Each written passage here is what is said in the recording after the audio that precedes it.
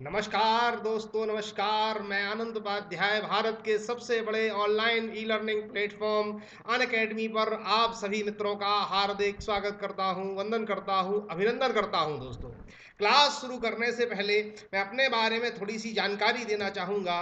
मैं आनंद उपाध्याय, मैंने BSc chemistry, botany, zoology stream CBZ से किया हुआ है। दोस्तों, मेरा एमएससी बॉटनी से है। मैंने एमए हिंदी कर रखा है। दोस्तों, साथ ही बैचलर ऑफ एजुकेशन की डिग्री भी अचीव की है। दोस्तों, और 7 सालों का मुझे ऑफलाइन क्लासेस पढ़ाने का अनुभव है। दोस्तों, साथ ही अब तक 3,500 स्टूडेंट मुझसे जुड़कर अपनी सफलता को अर्जित कर चुके हैं। आइए आप भी अनअकैडमी के थ्रू मुझसे जुड़ें और अपनी सफलता को अर्जित करें। दोस्तों, let's crack MPPSC Vyapam bit India's largest learning platform के तहत आपको डेली लाइव क्लासेस दी जाती हैं। दोस्तों, लाइव क्विज, लाइव टेस्ट कराए जाते हैं। दोस्तों, साथ ही अकेडमी आपको भारत की टॉप मोस्ट फैकल्टीज, भारत के छटे हुए टॉप एजुकेटर्स के साथ पढ़ने का अवसर देती है। दोस्तों, तो आज ही अनअकैडमी ऐप को इंस्टॉल करें, है ना। साथ ही हमारे एजुकेटर्स को सब्सक्राइब करें और सब्सक्रिप्शन लेकर के अपनी सफलता को अर्जित करें। अनअकैडमी के सब्सक्रिप्शन की यदि मैं आपसे बात करूं दोस्तों, तो अनअकैडमी का सब्सक्रिप्शन बहुत ही लो कॉस्ट प्राइस पर हम आपको अवेलेबल कराते हैं। दोस्तों, यकीन मानकर चलिए, इतना सस्ता सब्सक्रिप्शन है कि आपको कहीं किसी भी ऑफलाइन कोचिंग क्लासेस में नहीं मिल सकता। दोस्तों, इतने कम प्राइस पर पढ़ना।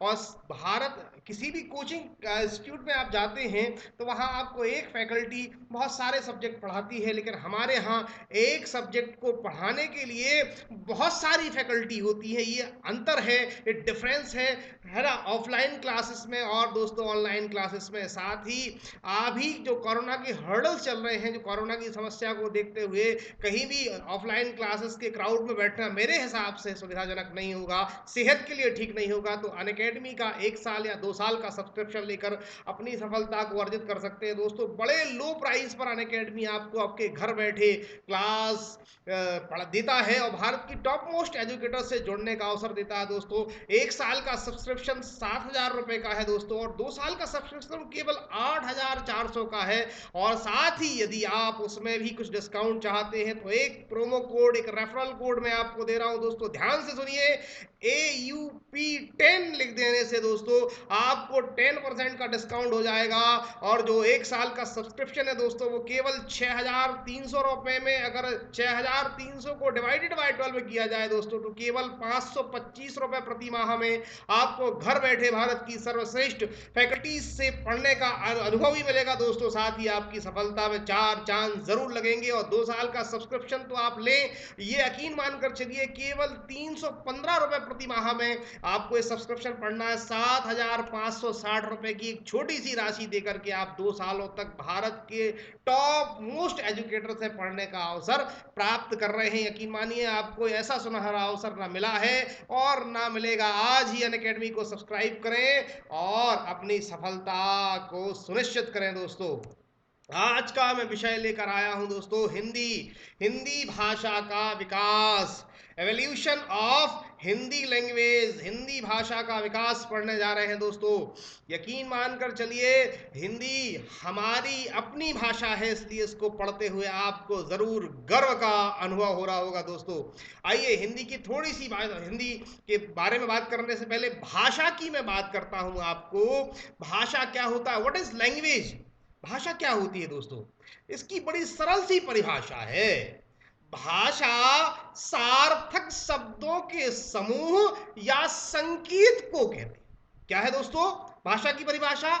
भाषा सार्थक शब्दों के समूह या संकेत को भाषा कहते हैं। सार्थक शब्द क्या होते हैं दोस्तों? जैसे मैंने कहा राम, अर्थ निकल रहा ना, साधन अर्थ, अर्थ के साथ राम अर्थ निकल रहा है, रघुवीर अर्थ निकल रहा है। हम कहते हैं पानी, अर्थ निकल रहा है। पर मैं कहूं, अपन साथ साथ बोलते ना, पानी वानी, चाय वाय, तो ये जो वाणी है, वाय है, ये निरर्थक शब्द होते हैं, तो ये भाषा नहीं है, ये भाषा के शब्द नहीं है। तो भाषा की परिभाषा पुनः सुने। भाषा सार्थक शब्दों के समूह या संकेत को भाषा कहा जाता है। दूसरे शब्दों में कहें दोस्तों, मनुष्य की सार्थक व्यक्त वाणी को भाषा कहते हैं। हमने किसी से कुछ बोला और अगर उसका कोई अर्थ है तो वो क्या है? भाषा है।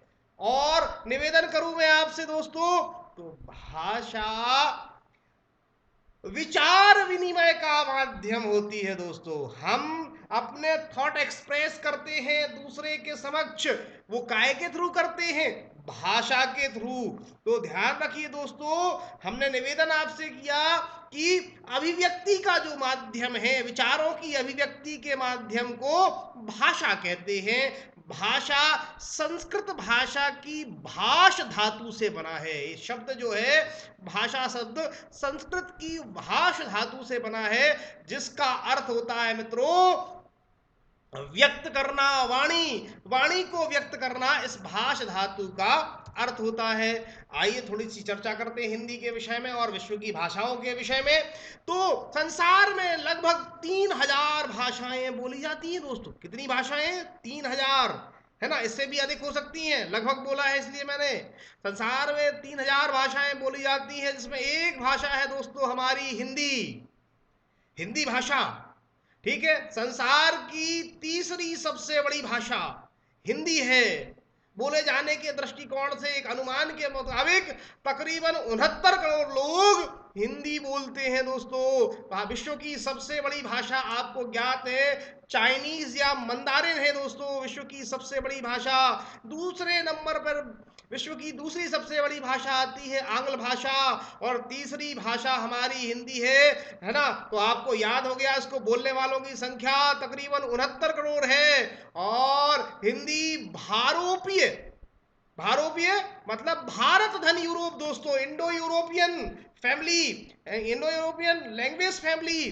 तो हमारी हिंदी जो है भारोपीय भाषा परिवार की भाषा है, भारोपीय परिवार की भाषा है दोस्तों। मतलब भारत धन यूरोप को मिलाकर भारोपीय कहा गया है यहाँ पर। और ध्यान रखना है दोस्तों, पूरे विश्व में सरस्वती पांडे जो है उन्हें लिखा है कि पूरे विश्व में 18 भाषा परिवार होते हैं, ठीक है, तो ध्यान रखना है। लेकिन 12 प्रमुख भाषा परिवार हैं दोस्तों। तो इनमें हमारे 4 भाषा परिवार भारत में एक्टिव थे दोस्तों। इन चारों भाषा परिवारों पर मैं निवेदन करता हूं आपसे। पहला भाषा परिवार है भारोपीय भाषा परिवार। ये भारत का सबसे बड़ा भाषा परिवार है दोस्तों। 73% लोग भारोपीय भाषा परिवार से आते हैं, ठीक है, ध्यान रखना है। दूसरा है जो पेनिनसुलर भारत है, प्रायद्वीपीय भारत है ना, जो दक्षिण भारत जिसको हम कहते हैं, दक्षिण भारत में जो भाषा परिवार चलता है दोस्तों वो द्राविड़ होता है।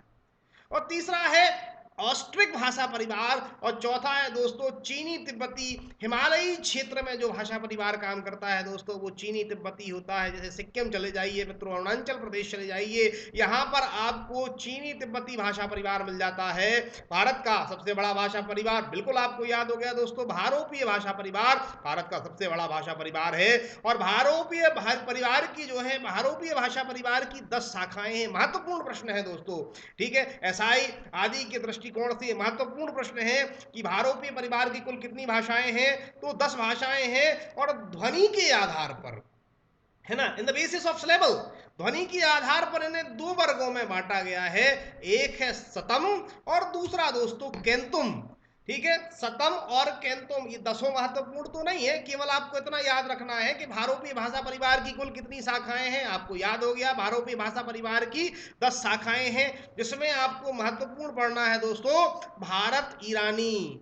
भारत ईरानी शाखा को ही आर्य भाषा कहा जाता है दोस्तों, है ना। तो अपन एक बार फिर से रिवाइव कर लेते हैं। मैंने कहा कि भारोपीय भाषा परिवार विश्व का सबसे बड़ा भाषा परिवार है। भारोपीय भाषा परिवार की कुल कितनी शाखाएं हैं? 10। और उसी शाखाओं में एक मैंने आपको पढ़ाया है, कौन सा?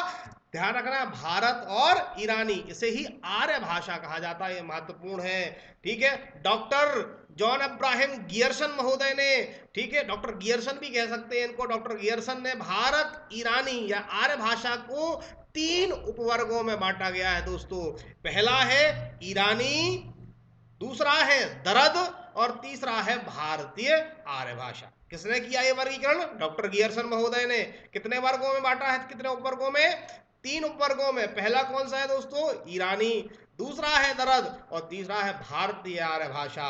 ध्यान रखना है, मैं बार बार ईरानी शब्द क्यों जोड़ रहा हूं, क्योंकि हम उस भाषा को पढ़ रहे हैं जिसका शब्द भी हिंदी का नहीं है दोस्तों। ध्यान रखना है, हिंदी हिंदी का शब्द नहीं है, ना संस्कृत का शब्द है। हिंदी फारसी भाषा का शब्द है दोस्तों। हिंदी, हिंदू और हिंदुस्तान तीनों ही शब्द हिंदी के नहीं है, ये फारसी भाषा के शब्द हैं। और इनका प्राचीनतम उल्लेख जो मैं आपसे निवेदन करूं तो ईरानी ग्रंथों में मिलता है। ईरानी साहित्य को अवेस्ता कहा जाता है दोस्तों। तो ईरानी ग्रंथ जींदे अवेस्ता, ईरानी ग्रंथ जींदे अवेस्ता और दशातीर, एक और आता है दोस्तों दशातीर। इनमें सबसे पहले हिंदी, हिंदू और हिंदुस्तान शब्दों का उल्लेख मिलता है दोस्तों। मैंने आपसे जैसे निवेदन किया कि ईरानी साहित्य का प्राचीन धर्म ग्रंथ अवेस्ता है। अवेस्ता को शास्त्र कहा जाता है दोस्तों, है ना। और ये कितना पुराना है, ये आज से तकरीबन 2700 वर्ष पुराना, मतलब 700 ईसा पूर्व की बात मैं कर रहा हूँ। 7वीं सदी ईसा पूर्व में ये ग्रंथ लिखा गया था। और अवेस्ता का अर्थ दोस्तों शास्त्र होता है। एक फरदोशी का नाम भी आप खूब सुने हैं, महाकवि फरदोशी ने एक ग्रंथ लिखा था जिसका नाम था दोस्तों शाहनामा। ये बड़ा महत्वपूर्ण प्रश्न है ऐतिहासिक परिप्रेक्ष्य में। फरदौसी का ग्रंथ है शाहनामा, और शाहनामा ही ईरान का राष्ट्रीय महाकाव्य है दोस्तों। राष्ट्रीय महाकाव्य, ईरान का राष्ट्रीय महाकाव्य शाहनामा। और किसने लिखा दोस्तों, फरदौसी ने लिखा। अगला पॉइंट आता है दोस्तों दरद। तो दरद शब्द का अर्थ होता है पर्वत, ठीक है, पर्वत। या मैं आपसे निवेदन करूं कि जो पहाड़ी भाषाएं हैं या पर्वतीय भाषाएं हैं उन्हें डॉक्टर गियर्सन महोदय ने दरद कहा। और ध्यान रखिए, इसी दरद को प्राकृतिक पैसाची भी कहते हैं। इसी दरद को प्राकृतिक पैसाची भी कहते हैं। ध्यान रखना, ये दरद का जो क्षेत्र है, दरद भाषा का, ये संसार की छत, रूफ ऑफ वर्ल्ड कहे जाने वाले पामीर का पठार, प्लेट्यू ऑफ पामीर, ठीक है। और जो पश्चिम उत्तर पंजाब है, ये पश्चिम उत्तर पंजाब और पामीर के पठार का क्षेत्र जो है वो किस भाषा का क्षेत्र है दोस्तों, दरद भाषा का क्षेत्र है। अगली भाषा जो गियर्सन ने बताई थी वो थी भारतीय आर्य भाषाएं। तो अब हम अपनी आर्य भाषा पर आ जाते हैं। भारतीय आर्य भाषा का निवेदन करता हूं मैं आपसे, तो ध्यान रखना है, इसको बड़ा महत्वपूर्ण एरिया अब आ गया है इस पूरे के पूरे टॉपिक का। महत्वपूर्ण तथ्य यहां पर मैं आपको दूंगा, इनको आपको याद भी कर लेना है दोस्तों। भारतीय आर्य भाषा समूह को कालक्रम की दृष्टि से निम्न वर्गों में बांटा गया है दोस्तों। भारतीय आर्य भाषा की अगर मैं बात करूं तो कालक्रम की बात करता हूं मैं। भारतीय आर्य भाषा का जो ज्ञात इतिहास है वो 3500 वर्षों का है। हालांकि इससे पुराना भी हो सकता है, पर सबने एक मत होकर जो भारतीय आर्य भाषा का इतिहास माना है दोस्तों वो 3500 वर्ष पुराना है। अर्थात ईसा के 1500, ईसा जन्म के 1500 साल पहले से हमारा इतिहास शुरू होता है दोस्तों। आइए बात करते हैं, हमने अध्ययन की सुविधा की दृष्टि से भारतीय आर्य भाषा समूह को 3 वर्गों में बांट दिया है दोस्तों। पहला है प्राचीन भारतीय आर्य भाषा, प्राचीन भारतीय आर्य भाषा। दूसरा मैंने बांटा है, जो हमारे, मैंने नहीं जो भाषा विद्वानों ने बांटा है, ठीक है, तो मध्यकालीन आर्य भाषा काल। और तीसरा दोस्तों आधुनिक आर्य भाषा काल। तो ध्यान रखना है दोस्तों, प्राचीन आर्य भाषा काल 1500 ईसा पूर्व से 1500 बीसी से 500 ईसा पूर्व तक, मतलब 1500 बीसी टू 500 बीसी, 1000 सालों का ये जो काल है दोस्तों, ये प्राचीन आर्य भाषा काल के नाम से जाना जाता है दोस्तों। प्राचीन आर्य भाषा काल, ठीक है। एंसेंट आर्यन लैंग्वेज एरा, 1500 ईसा पूर्व से 500 ईसा पूर्व तक का एक काल। मध्यकालीन की मैं बात करूं, निवेदन करूं आपसे, तो ये चलता है दोस्तों 500 बीसी टू 1000 एडी, 500 ईसा पूर्व से 1000 ईस्वी का ये जो 1500 वर्षों का काल है दोस्तों, ये मध्यकालीन आर्य भाषा काल है। मिडाइवल एंसेंट की बात, एंसेंट के बाद आ जाता है मिडाइवल काल। और तीसरा है दोस्तों आधुनिक आर्य भाषा काल, मॉडर्न आर्यन लैंग्वेज एरा। आधुनिक आर्य भाषा काल दोस्तों, ये जो है 1000 ईस्वी से अब तक गतिशील हो रहा है दोस्तों। तो हमने क्या कर लिया है, अध्ययन की सुविधा की दृष्टि से भारतीय आर्य भाषा समूह को कितने भागों में बांटा दोस्तों? 3 भागों में। पहला कौन सा है दोस्तों? प्राचीन आर्य भाषा काल। दूसरा कौन सा है? मध्यकालीन आर्य भाषा काल। तीसरा कौन सा है? आधुनिक आर्य भाषा काल। ये एसआई की दृष्टि से दोस्तों बड़ा महत्वपूर्ण टॉपिक है। मैं आपको मेरे हिंदी के सेशन में दोस्तों मध्य प्रदेश एमपीपीएससी की मुख्य परीक्षा को कवर कराऊंगा दोस्तों, है ना। मध्य प्रदेश एसआई की परीक्षा को कवर कराऊंगा और साथ ही वर्ग 3 की टीटी परीक्षा की हिंदी को भी कंप्लीट करा दूंगा, है ना। हिंदी सफलता की कुंजी होती है दोस्तों, क्योंकि मध्य प्रदेश के तकरीबन सभी एग्जाम्स में हिंदी पूछी जाती है। और यकीन मानकर चलिए दोस्तों, मैं आपको हिंदी बड़े ही डीप और बड़े ही वैज्ञानिक ढंग से पढ़ाऊंगा। वो जो फैक्ट सीधे एग्जाम में लिखे मिलते हैं उन्हीं पर मैं आपसे चर्चा करूंगा दोस्तों। तो यदि आप एमपीएसआई, एमपीपीएससी मुख्य परीक्षा और अन्य एमपी एग्जाम के लिए हिंदी पढ़ना चाहते हैं तो आज ही मेरा सब्सक्रिप्शन जरूर ले दोस्तों। और सब्सक्रिप्शन लेते समय AUP10 जो मेरा रेफरल कोड है उसे जरूर अप्लाई करें और 10% का बोनस, 10% का डिस्काउंट लेकर के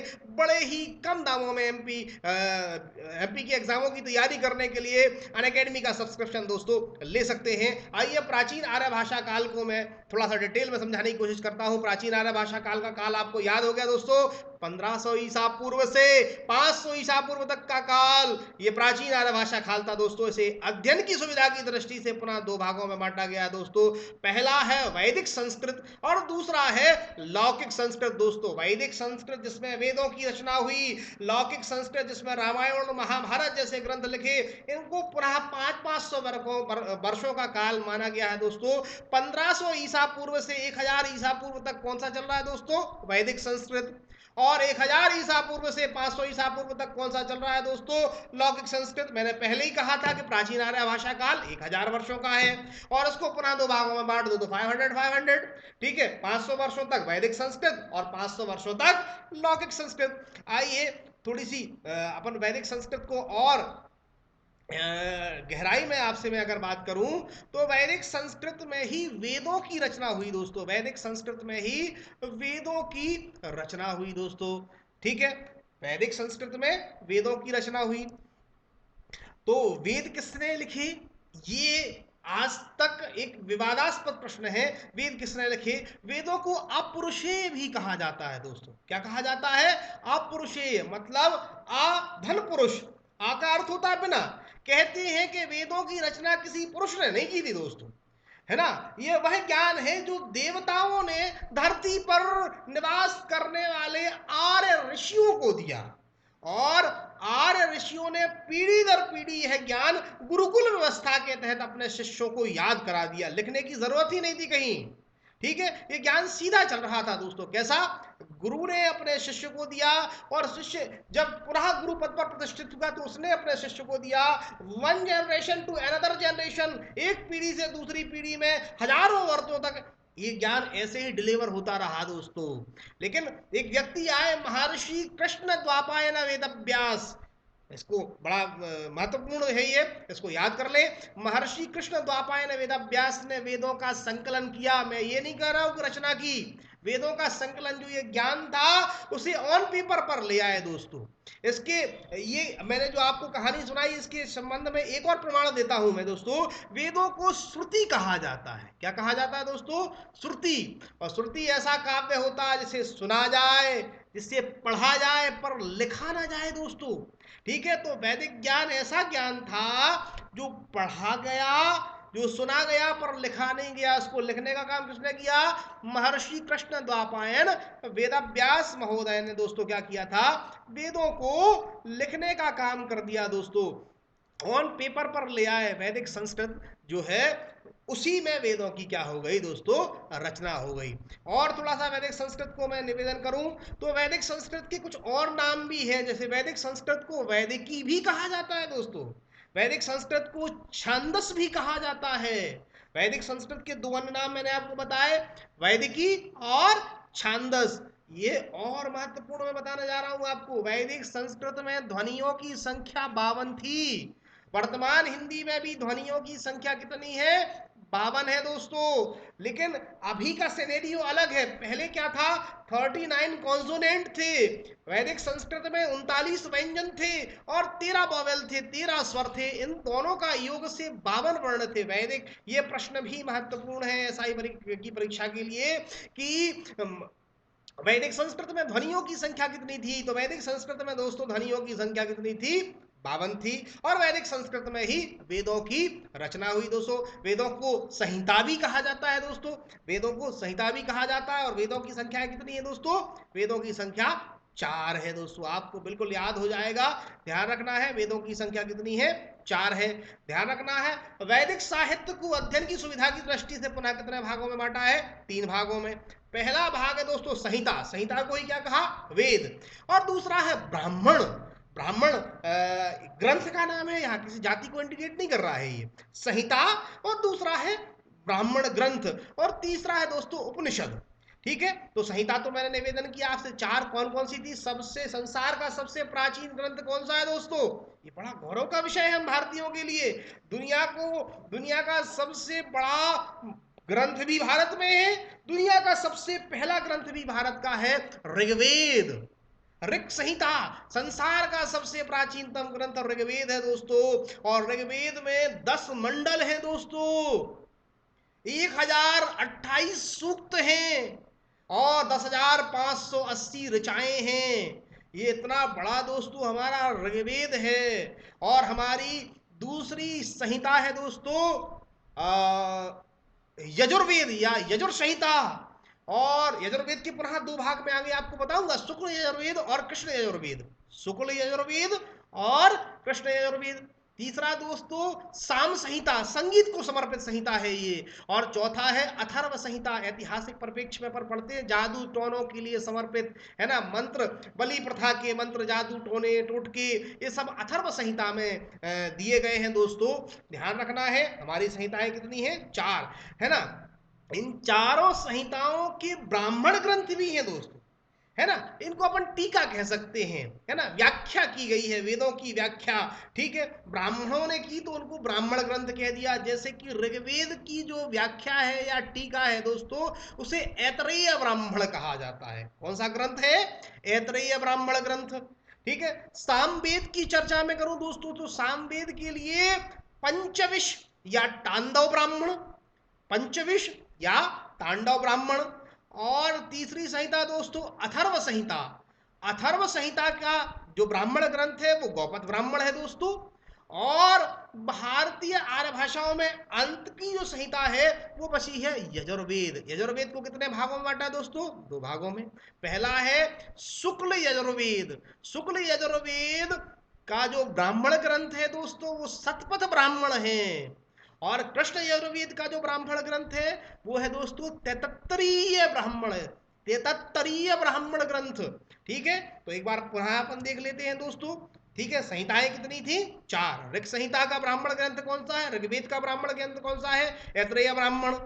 सामवेद का कौन सा है दोस्तों, तो पंचविश या तांडव ब्राह्मण।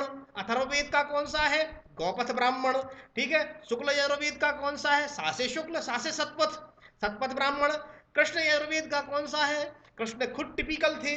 ठीक है, तो उनका यजुर्वेद में जो है वो भी टिपिकल सा है, थोड़ा सा तेतत्तरीय ब्राह्मण। ठीक है, इसके बाद जो वैदिक साहित्य का तीसरा भाग है दोस्तों वो है उपनिषद। ठीक है, विद्वान बताते हैं कि उपनिषदों की संख्या 108 थी, लेकिन 12 इनमें से महत्वपूर्ण है, प्रमुख 12 उपनिषद हैं जिनमें से आप कहीं पढ़ते हैं, जैसे सप्तमेव जयते अपन पढ़ते हैं। ठीक है, कहाँ से लिया गया है, मुंडकोपनिषद से लिया गया है, वही उपनिषद है दोस्तों, है ना। तो इनमें 12 महत्वपूर्ण हो जाते हैं दोस्तों। जैसे मुंडकोपनिषद ही ले लें आप, ईश, केन, कंठ, प्रश्न, बृहदारण्य, बृहदारण्यक, ऐतरेय ब्राह्मण। ठीक है, छांदोग्य, ठीक है, तैतरतरीय, मुंडक, मांडुक्य, कौशितकी और श्वेताश्वर। ये कुल 12 महत्वपूर्ण उपनिषद हैं दोस्तों। तो हमने प्राचीन जो आर्य भाषा काल देखा था, एक बार थोड़ा सा मैं फिर से सिनेरियो बना रहा हूँ, आप बिल्कुल ये चीजें अपने दिमाग में बिठा लीजिए, महत्वपूर्ण प्रश्न है। मैंने कहा भारत का आर्य भाषा काल 3500 वर्षों का है, जिसको अपन ने 3 भागों में बांटा था दोस्तों। कौन कौन सा था, प्राचीन आर्य भाषा काल, 1000 वर्षों का था। अध्ययन की दृष्टि से 2 भागों में बांटा था, वैदिक संस्कृत और लौकिक संस्कृत। दूसरा भाग था मध्यकालीन आर्य भाषा काल 1500 वर्षों का, और तीसरा है दोस्तों आधुनिक आर्य भाषा काल 1000 ईस्वी से अब तक चला आ रहा है दोस्तों। ठीक है, तो अपन ने प्राचीन आर्य भाषा काल पढ़ा। प्राचीन आर्य भाषा काल में अपन ने क्या किया, इसको 2 भागों में बांटा। ठीक है, वैदिक साहित्य और वैदिक संस्कृत और लौकिक संस्कृत। वैदिक संस्कृत में वेदों की रचना हुई। ठीक है, वेदों का संकलन किसने किया, महर्षि कृष्ण द्वापायन वेदव्यास महोदय ने किया। वेदों की संख्या कितनी है, 4। संसार का सबसे प्राचीनतम ग्रंथ कौन सा है दोस्तों, आपको याद हो गया, ऋग्वेद। ठीक है, ऋग्वेद की अपन ने बहुत डिटेल में चर्चा कर ली दोस्तों। कितने मंडल, 10 मंडल। कितने सूक्त, 1028 सूक्त। कितनी ऋचाएं, 10,580 ऋचाएं। साथ ही संहिता, वैदिक साहित्य को कितने भागों में बांटा, 3 भागों में, संहिता, ब्राह्मण ग्रंथ और उपनिषद। तो अपन ने ब्राह्मण ग्रंथों की चर्चा कर ली, संहिताओं के ब्राह्मण ग्रंथ भी पढ़ लिए और उपनिषद भी पढ़ लिए। ठीक है, अब चलते हैं दोस्तों अपन कहा, लौकिक संस्कृत की ओर। लौकिक संस्कृत को तोड़े तो एक शब्द निकल कर आता है, लोक धन एक बराबर लौकिक। मतलब, ठीक है, ये संस्कृत, वो संस्कृत वैदिक संस्कृत से भिन्न थी। ठीक है, वैदिक संस्कृत से थोड़ी सी अलग है लौकिक संस्कृत। ये जो लोक की भाषा में चल रहे हैं अब। ठीक है, जब संस्कृत के इतिहास की बात करें या संस्कृत के स्वर्णिम काल की बात करते हैं दोस्तों, तो संस्कृत का स्वर्णिम काल कहाँ था, वैदिक संस्कृत में। ठीक है, जहां पर संस्कृत में वर्णों की संख्या भी 52 थी और संस्कृत अपने गोल्डन एरा में था, स्वर्णिम काल में था। लौकिक संस्कृत में थोड़ा सा संस्कृत का स्टैंडर्ड कम हो गया है। ठीक है, लौकिक संस्कृत प्राचीन भारतीय आर्य भाषा का वह रूप है, ठीक है, जिसमें जिसका विवेचन पाणिनि, ठीक है, संस्कृत व्याकरण के पितामह पाणिनि ने अपने ग्रंथ अष्टाध्यायी में किया है। फिर से सुने दोस्तों, लौकिक संस्कृत, ठीक है, प्राचीन आर्य भाषा का वह रूप जिसका विवेचन किसने किया है ना, व्याकरण, संस्कृत व्याकरण के पितामह कौन है, पाणिनि। पाणिनि का ग्रंथ कौन सा है, अष्टाध्यायी। इसमें लौकिक संस्कृत का विवेचन देखने मिल जाता है दोस्तों। लौकिक संस्कृत में ध्वनियों की संख्या कम हो गई है, वहां 52 थे, वैदिक संस्कृत में लौकिक में कितने बचे हैं, 48। 4 वर्ण या 4 ध्वनियां कम हो गई दोस्तों यहां पर। ठीक है, यहां पर सिनेरियो क्या है, 35 व्यंजन और 13 स्वरों के मेल से कुल 48 वर्ण बचे हैं। ठीक है, वर्ण कम हो गए हैं। और ध्यान रखना है, लौकिक संस्कृत दर्शन ग्रंथों की भाषा थी। लौकिक संस्कृत में भारतीय विद्वानों ने अपने अपने दर्शन दिए। और ध्यान रखना दोस्तों, लौकिक संस्कृत में ही संसार के आदि महाकवि, ये महत्वपूर्ण प्रश्न है, कई बार पूछा जा चुका है, संसार का आदि महाकवि किसे कहा जाता है। संसार का आदि महाकवि कहा जाता है दोस्तों महर्षि वाल्मीकि को। महर्षि वाल्मीकि संसार के आदि महाकवि कहे जाते हैं, और उन्होंने ही संसार का आदि महाकाव्य, ये भी महत्वपूर्ण प्रश्न है दोस्तों, संसार का आदि महाकवि महर्षि वाल्मीकि को कहा जाता है। और संसार का आदि महाकाव्य कौन है, रामायण। ठीक है, रामायण, राम धन अयन रामायण, राम का चरित्र, अयन शब्द का अर्थ होता है दोस्तों चरित्र। तो जो राम का चरित्र है वही रामायण में लिखा। किसने लिखा, महर्षि वाल्मीकि ने। किसने लिखा दोस्तों, महर्षि वाल्मीकि ने रामायण को लिखा दोस्तों। और ध्यान रखने वाली बात है दोस्तों, रामायण जो है ये संसार का आदि महाकाव्य है दोस्तों, संसार का आदि महाकाव्य है दोस्तों रामायण। और रामायण की रचना किसने की दोस्तों, तो रामायण की रचना संसार के आदि महाकवि कहे जाने वाले महर्षि वाल्मीकि ने की थी दोस्तों। ध्यान रखना है, इसी में आपको थोड़ा सा ध्यान रखने वाली बात और है दोस्तों, कि संसार के आदि महाकवि वाल्मीकि की चर्चा मैंने कर ली है। अब मैं आपसे निवेदन करता हूं, संसार का सबसे बड़ा महाकाव्य, मैंने कहा संसार का सबसे बड़ा महाकाव्य कौन सा है दोस्तों, महाभारत या जय संहिता। संसार का सबसे बड़ा महाकाव्य है महाभारत या जय संहिता। महाभारत या जय संहिता में महर्षि वेदव्यास ने संसार का सबसे बड़ा महाकाव्य लिखा था, जिसका नाम कौन सा है दोस्तों, जिसका नाम है महाभारत। संसार का सबसे बड़ा महाकाव्य आज भी है, इसका प्राचीन नाम था दोस्तों जय संहिता। ठीक है, तो जय संहिता भी किस भाषा में लिखा गया है दोस्तों? लौकिक संस्कृत में लिखा गया है। ऐसे दो तीन फैक्ट हैं, मैं फिर से रिवाइव करा रहा हूं दोस्तों, कुछ टेक्निकल इशू आ गया था, इस चक्कर में थोड़ी सी दिक्कत हुई, फिर से देख लें अपन। लौकिक संस्कृत जो है वो लोक की भाषा थी। लौकिक संस्कृत में दर्शन ग्रंथ लिखे गए दोस्तों, ठीक है। लौकिक संस्कृत में ध्वनियों की संख्या कितनी होती है? 48। लौकिक संस्कृत में रामायण लिखा गया। रामायण किसने लिखा? संसार के आदि महाकवि महर्षि वाल्मीकि ने लिखा, ठीक है। रामायण को संसार का आदि महाकाव्य कहा जाता है दोस्तों, ठीक है, ध्यान रखने वाली बात है। इसी लौकिक संस्कृत में संसार का सबसे बड़ा महाकाव्य महाभारत लिखा गया दोस्तों। महाभारत महर्षि वेदव्यास ने लिखा।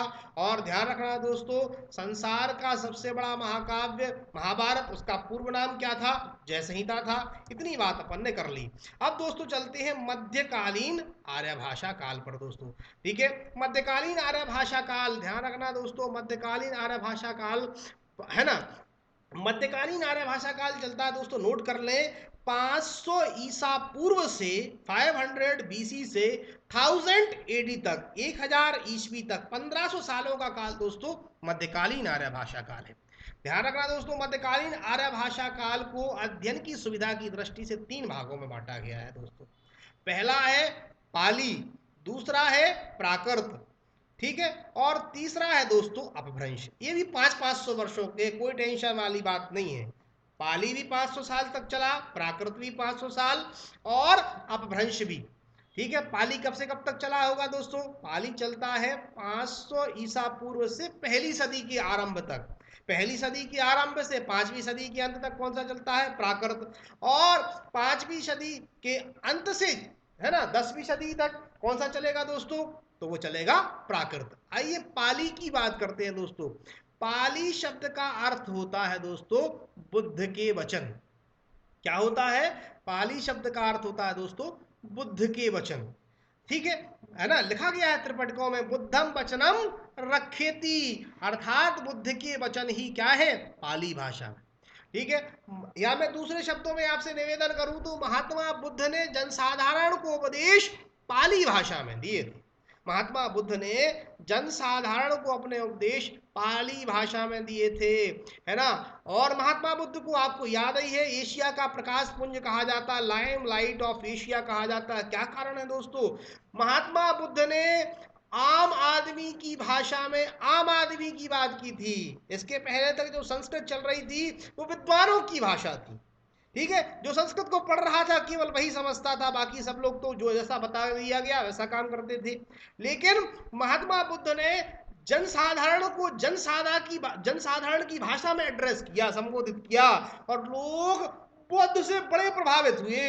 इसलिए आज पूरा विश्व बुद्धम शरणम गच्छामि, धम्मम शरणम गच्छामि, संघम शरणम गच्छामि का मंत्र सूत्रपात कर रहा है दोस्तों, ठीक है। बुद्ध ने तात्कालिक समस्याओं पर बात की थी और तात्कालिक कुरीतियों पर कुठाराघात किया था, इसलिए बुद्ध कुछ प्रासंगिक हो गए थे। तो आइए बात करते हैं बौद्ध साहित्य। यदि आपको पढ़ना है दोस्तों तो त्रिपिटक पढ़िए।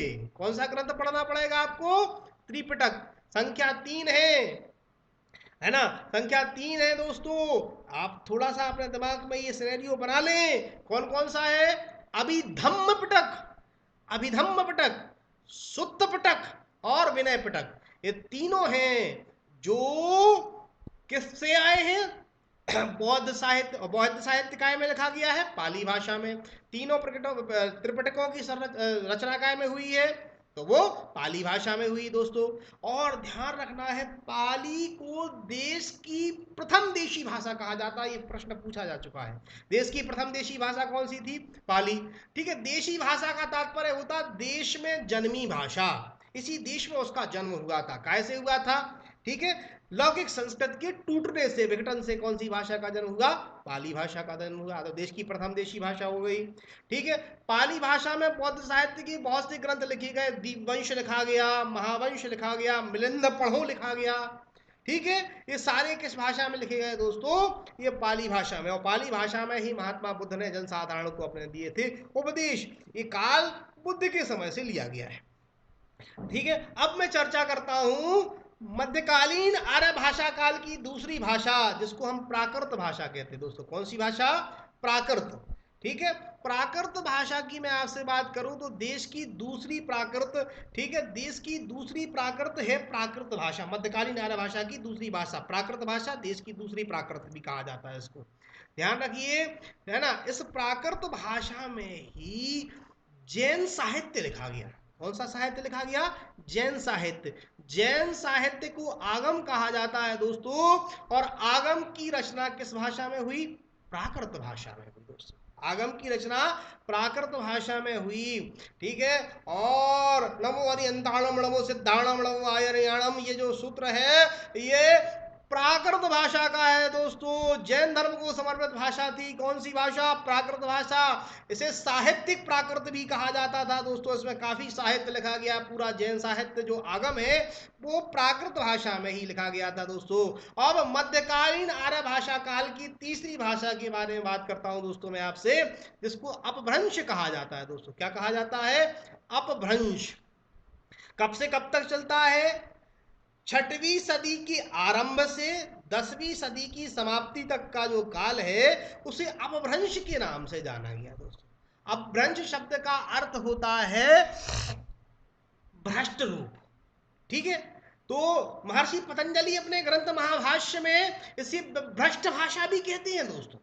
अपभ्रंश का अर्थ होता है किसी भाषा का भ्रष्टतम रूप, ध्यान रखना है। अपभ्रंश भाषाएं लेकिन महत्वपूर्ण है, जो आधुनिक आर्य भाषाएं जन्मी है वो अपभ्रंश से ही जन्मी है।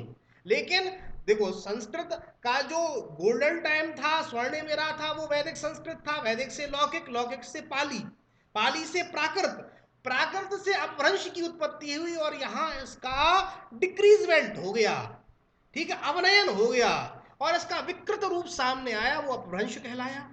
ध्यान रखना दोस्तों, अपभ्रंश को विद्वान संधिकालीन भाषा भी कहते हैं। संधि मतलब ज्वाइंट, जोड़ने वाली। किन दो कालों को जोड़ा दोस्तों इसने? मध्यकालीन आर्य भाषा काल को आधुनिक आर्य भाषा काल से जोड़ने का श्रेय जाता है किसे दोस्तों? अपभ्रंश को। या दूसरे शब्दों में कहें, अपभ्रंश वह भाषा थी जिसने मध्यकालीन आर्य भाषा काल को आधुनिक आर्य भाषा काल से जोड़ा दोस्तों। अपभ्रंश की बात करूं मैं तो अपभ्रंश का रूप भी थोड़ा थोड़ा परिवर्तित हुआ। परिवर्तन प्रकृति का नियम है दोस्तों, यह भी परिवर्तित हुई होगी।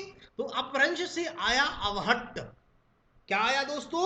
अवहट्ट। इसलिए फैक्ट लिखा हुआ है, अवहट्ट अपभ्रंश का परिवर्तित रूप है दोस्तों, बदला हुआ स्वरूप है। और एक महत्वपूर्ण प्रश्न जो पूछा जा सकता है आपसे, अवहट्ट शब्द का प्रयोग किसने किया था दोस्तों? एक व्यक्ति थे ज्योतिश्वर ठाकुर। इनने ग्रंथ लिखा था दोस्तों वर्ण रत्नाकर, और इसी वर्ण रत्नाकर में ज्योतिश्वर ठाकुर ने अवहट्ट शब्द का प्रयोग किया था दोस्तों। अवहट्ट शब्द का प्रयोग किया था। आधुनिक भारतीय आर्य भाषाओं का विकास मैं पहले बता चुका हूं, किस भाषा से हुआ?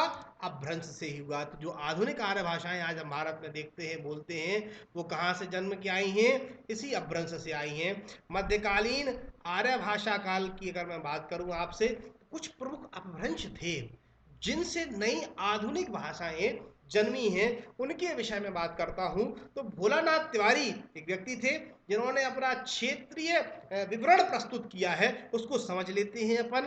तो कुल 5 अपभ्रंश यहाँ पर बताए गए हैं, 5। लेकिन ध्यान रखने वाली बात है दोस्तों, कुछ पुस्तकों में 7 अपभ्रंशों की भी चर्चा की गई है। डॉक्टर वासुदेव नंदन प्रसाद अपनी पुस्तक में लिखते हैं कि अपभ्रंशों की संख्या दोस्तों 7 होती है।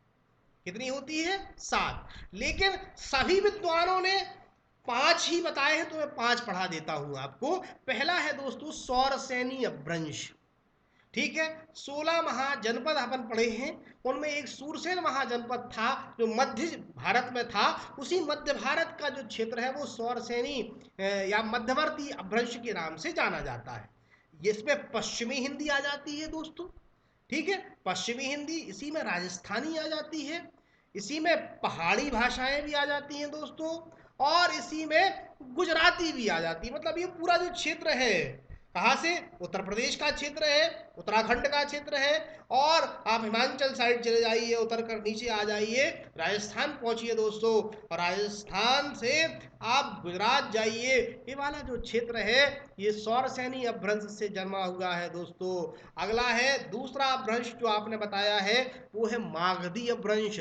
मगध महाजनपद का जो क्षेत्र था दोस्तों, वो मागधी, पूर्वी भारत में जो क्षेत्र चल रहा था, आप चले जाइए बिहार, तो बिहारी हिंदी, बंगाल, है ना, बंगाली, उड़िया और असमिया, ये चारों भाषाएं, बेटा ध्यान रखने वाली बात है दोस्तों, ये मागधी अपभ्रंश से जन्मी हुई भाषाएं हैं। बिहारी, बंगाली, उड़िया, और इसी में आप असम चले जाइए, असमिया की जो भाषा है वो भी मागधी अपभ्रंश से ही जन्मी है, पूर्वी भाषाएं हैं। अगला है दोस्तों अर्धमागधी, मध्य पूर्वीय, ध्यान रखना है। तो यहाँ पर जो सौरसेनी अपभ्रंश है दोस्तों, सौरसेनी और जो मगध के मध्य का क्षेत्र था, इसको अपन कह देते हैं अर्धमागधी। ध्यान रखना, इधर से कौन सा जा रहा है अपना मागधी, इधर से कौन सा था सौरसेनी, इन दोनों के मध्य का जो क्षेत्र था वो अर्धमागधी कहा गया दोस्तों। और अर्धमागधी से जन्मी है कौन सी हिंदी, पूर्वी हिंदी दोस्तों, पूर्वी हिंदी। और पूर्वी हिंदी से भी निकली भाषाएं मैं आपको बताऊं तो अवधी, बघेली और छत्तीसगढ़ी, मतलब ये वाला जो दंडकारण्य का क्षेत्र था दोस्तों, अवध प्रदेश, अवधी, बघेली और छत्तीसगढ़ी, ये अर्धमागधी अपभ्रंश से निकल कर आती हैं दोस्तों। अगला है महाराष्ट्री, दक्षिण भारत पहुंच रहे हैं आप और महाराष्ट्र चलते हैं। महान राष्ट्र की भाषा महाराष्ट्री थी दोस्तों, मराठी, ठीक है, झाला रे झाला, मराठी माणूस आला, ये महाराष्ट्रीय अपभ्रंश है, ध्यान रखना है, इसी से मराठी जन्मी है, महाराष्ट्री अपभ्रंश से मराठी भाषा का जन्म हुआ दोस्तों। और अगला अपभ्रंश है ब्राचण और पैसाची, ध्यान रखना दोस्तों, ये पश्चिम भारत और उत्तर भारत का जो क्षेत्र है, तो पंजाब सिंध वाला ये जो क्षेत्र है, यहाँ जो अपभ्रंश काम कर रहे थे दोस्तों, वो प्राचण और पैसाची। तो ध्यान रखिए, सिंधी भाषा और पंजाबी भाषा और लहंदा, ये जो भाषाएं थी ये किससे जन्मी थी दोस्तों, ये ब्राचण पैसाची या पश्चिमी उत्तरी अपभ्रंश से जन्मी हुई भाषाएं थी दोस्तों, ध्यान रखना है। तो कुछ अब मध्यकालीन आर्य भाषा का जो अपभ्रंश का जो चल रहा था, उस अपभ्रंश के कुछ और अपभ्रंश शब्द का उल्लेख महर्षि पतंजलि ने अपने ग्रंथ महाभाष्य में किया दोस्तों, ये भी महत्वपूर्ण फैक्ट हो गया, ठीक है। अपभ्रंश शब्द का उल्लेख कहाँ मिला है दोस्तों, अपभ्रंश शब्द का उल्लेख महर्षि पतंजलि के महाभाष्य में मिला है, ठीक है। डॉक्टर सुनीति कुमार चटर्जी एक बड़े विद्वान हैं, डॉक्टर सुनीति कुमार चटर्जी के अनुसार जो पृथ्वीराज रासो है, ठीक है, चंद्रवरदाई का पृथ्वीराज रासो, चंद्रवरदाई का पृथ्वीराज रासो भी अपभ्रंश में ही लिखा गया है दोस्तों, ठीक है। 4 मास 24 गज अंगुल अष्ट प्रमाण, ता ऊपर सुल्तान है मच्चू को चौहान, ठीक है। ये पृथ्वीराज चौहान के विषय में जो चंद्रवरदाई ने लिखा है दोस्तों, वो पृथ्वीराज रासो की पंक्तियां हैं, 4 मास 24 गज अंगुल अष्ट प्रमाण, ता ऊपर सुल्तान है मच्चू को चौहान। तो ये जो पृथ्वीराज रासो की पंक्तियां ये अपभ्रंश में ही लिखी गई हैं दोस्तों। और अपभ्रंश से मैं पहले भी आपसे निवेदन कर चुका हूं, अपभ्रंश से ही आधुनिक भारतीय भाषाओं का जन्म हुआ है। यहाँ मैं आपसे निवेदन करता हूँ, यहाँ मैं आपको एक जो भाषा का विकास क्रम है वो बता देता हूँ। तो भाषा का विकास क्रम कहाँ से चलेगा, वही प्राचीन आर्य भाषा काल से मध्यकालीन आर्य भाषा काल और मध्यकालीन से आधुनिक आर्य भाषा काल। तो प्राचीन आर्य भाषा काल में वैदिक संस्कृत मिलेगी दोस्तों, वैदिक संस्कृत के बाद लौकिक संस्कृत मिलेगी, नहीं करना तो सीधा संस्कृत कर लीजिए। संस्कृत के बाद पाली, देश की प्रथम प्राकृत, है ना, जो बौद्ध धर्म को समर्पित भाषा है। उसके बाद प्राकृत, द्वितीय प्राकृत जिसको कहा जाता है, साहित्यिक प्राकृत भी कहा जाता है, जैन धर्म को समर्पित भाषा है, ठीक है। प्राकृत से कौन सा आया, अपभ्रंश, जो अभी मैं आपको पढ़ा कर आया, सौरसेनी अपभ्रंश, अर्धमागधी अपभ्रंश, मागधी अपभ्रंश, है ना, और आपको बात करें ब्राचण अपभ्रंश, है ना। तो ये सारे जो अपभ्रंश, महाराष्ट्रीय अपभ्रंश, ये अपभ्रंश से आधुनिक भाषाओं का जन्म हुआ। अपभ्रंश का परिवर्तित रूप ही कौन सा था? अवहट्ट। अवहट्ट में मैंने एक क्वेश्चन भी बताया था। कौन सा क्वेश्चन था दोस्तों? अवहट्ट शब्द का प्रयोग किसने किया था? फिर से रिवाइव करवा रहा हूं। अपभ्रंश शब्द का प्रयोग किया था दोस्तों ज्योतिश्वर ठाकुर ने अपने ग्रंथ वर्ण रत्नाकर में। तो अवहट्ट, अवहट्ट को ही उत्तरवर्तीय भ्रंश भी कहते थे, जहां भ्रंश समाप्त हो रहा है दोस्तों। और अवहट्ट से आधुनिक भाषाएं जन्मी। आधुनिक भाषाएं कौन सी हैं?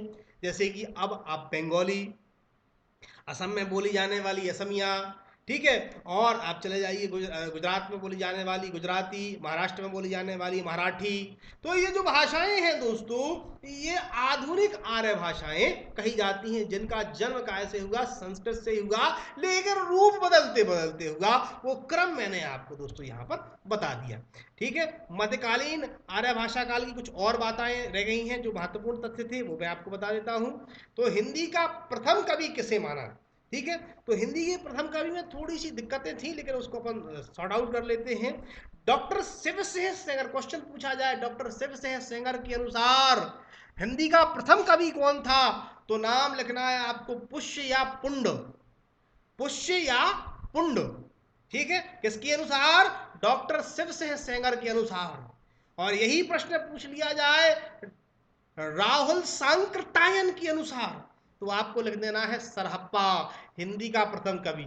और आपसे सीधा पूछ लिया जाए हिंदी का प्रथम कवि, आपको टेंशन नहीं लेनी है, और आपको लिख देना है सरहप्पा को हिंदी का प्रथम कवि माना जाता। लेकिन जब पूछा जाए डॉक्टर शिवसेन सेंगर के अनुसार हिंदी का प्रथम कवि कौन सा है, तो पुष्य या पुंड।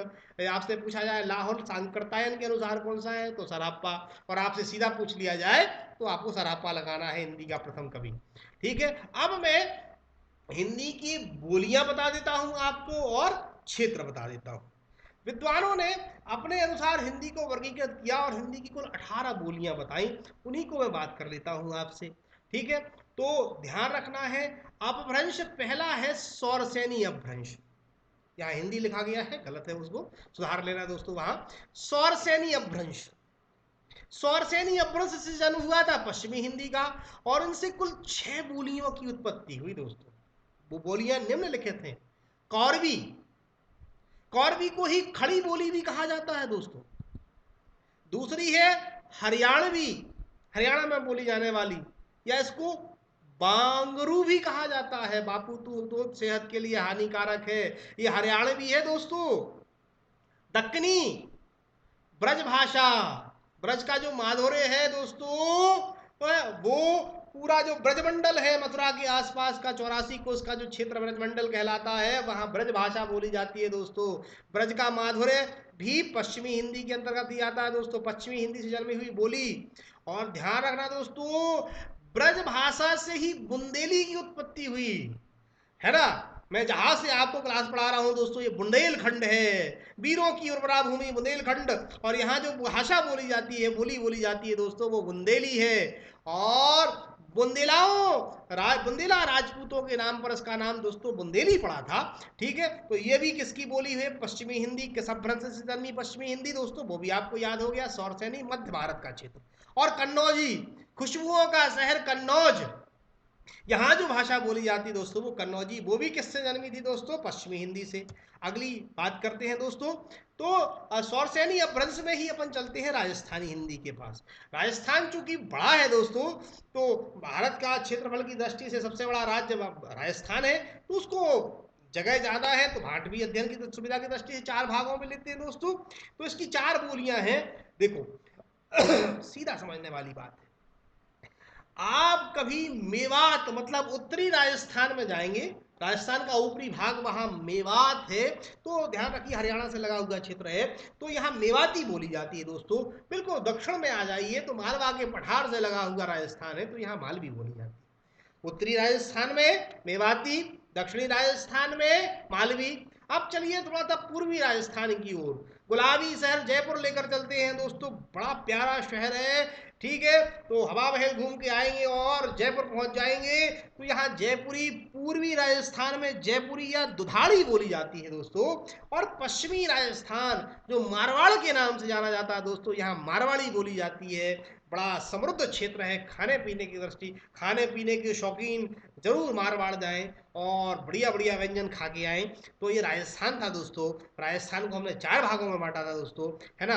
पहला अपन ने पूर्वी राजस्थान देखा, ठीक है, तो पूर्वी राजस्थान जयपुर घूम के आए। पश्चिमी राजस्थान देखा तो मारवाड़ गए थे। उत्तरी राजस्थान तो मेवाती, और दक्षिणी तो अपन मालवी की ओर चले थे, मालवा की पठार से लगा हुआ राजस्थान मालवी। तीसरा दोस्तों पहाड़ी हिंदी, सौरसेनी अपभ्रंश से ही पहाड़ी हिंदी की जन्म होता है दोस्तों। पहाड़ी मतलब पहाड़ों से, ठीक है। तो पहाड़ी हिंदी की 2 बोलियां हैं दोस्तों। एक जो कुमायूनी वाला क्षेत्र है ना, कुमायूनी वाला हिमालयी क्षेत्र है, वहाँ कुमायूनी बोली जाती है दोस्तों।